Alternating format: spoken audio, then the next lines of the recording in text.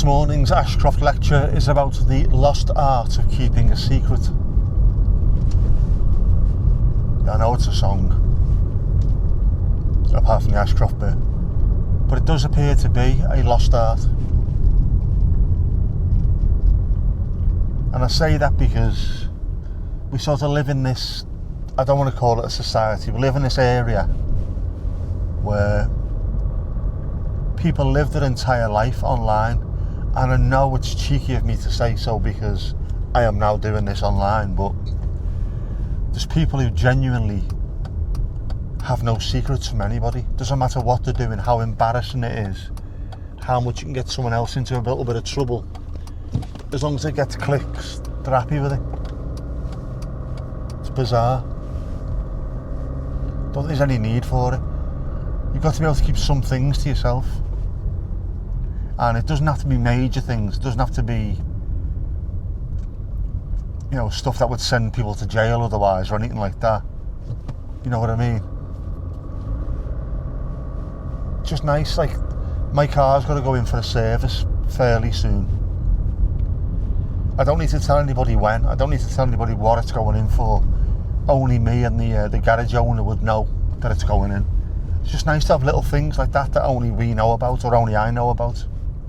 Doesn't have to be broadcast everywhere, and I do share a lot about what I'm doing, but not everything. There's loads going on, or there's loads of things that I keep completely secret because you need to, and I'm good at that. And the proof of which is I've been sort of, I don't want to use the word used, but I have been employed as a confidant, shall we say, over the years by lots of people, more than most I would have thought, for the simple reason that they can tell me anything. I don't judge them no matter what it is. I will try and help wherever I can. I'm old now, so I've got life experience, but also no matter what's said between us remains between us. And it's a rare thing, I think, these days, because you can see people talking and sharing intimate details, and then within seconds they're going and telling other people, don't tell anybody but, and the next thing you know, the entire office knows about it. It's just stupid.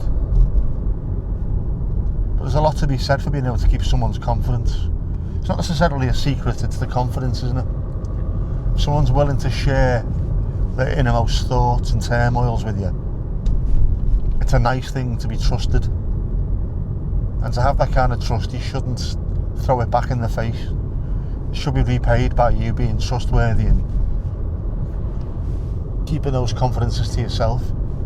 And how long will that go on if people are just conditioned to every single thing they hear or say, everything they hear or read or find out about, they say online? It can't carry on.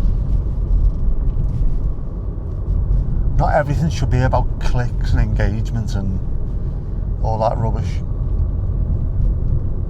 It's a dangerous way to go, that.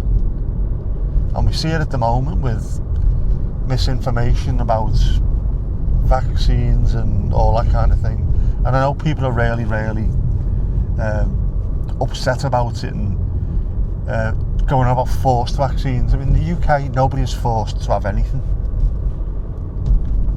There's just this thing about, would you like your child to survive into adulthood, yes or no? If you would, we have this on offer for you. We've been using it for hundreds of years, and it's stopped measles, especially at the moment.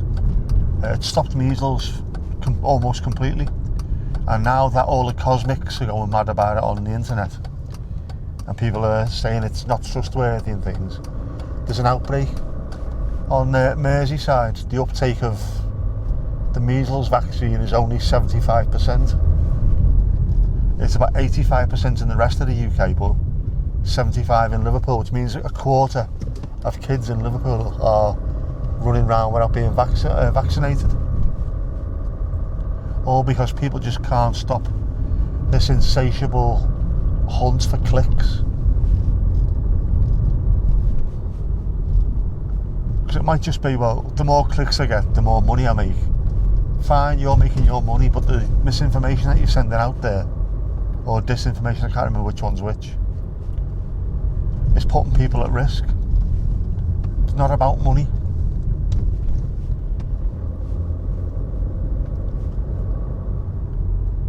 I think we need to have some kind of penalty for this as well. People who get found for doing it. Because there are some genuinely thick as shit people around the world who will read some of this and just think, he's got a point, you know. They're the ones that normally walk up to you and say, do your own research. How? How can I do a research into pan-global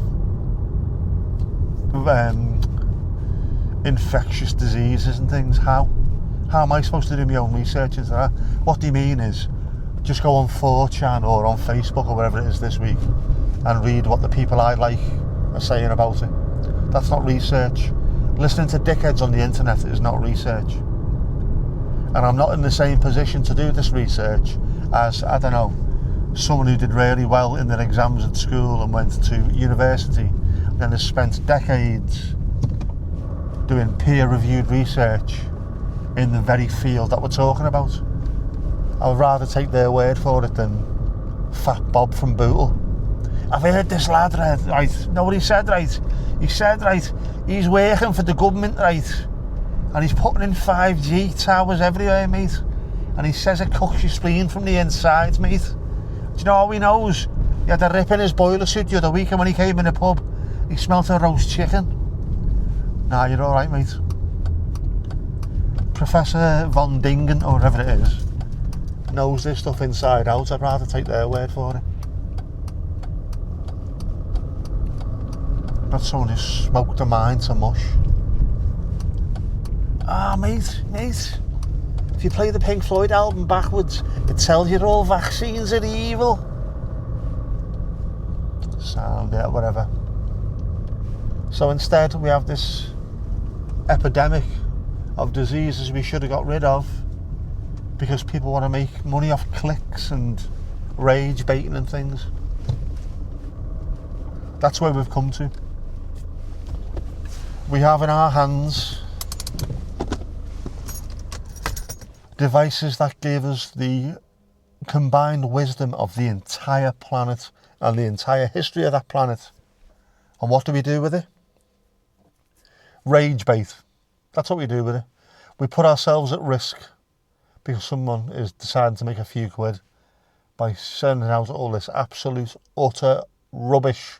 Tosh, I tell you. Something needs to change, man. Keep secrets.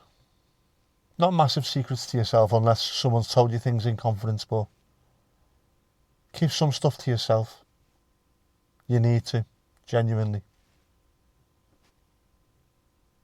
But don't tell anyone I told you, alright?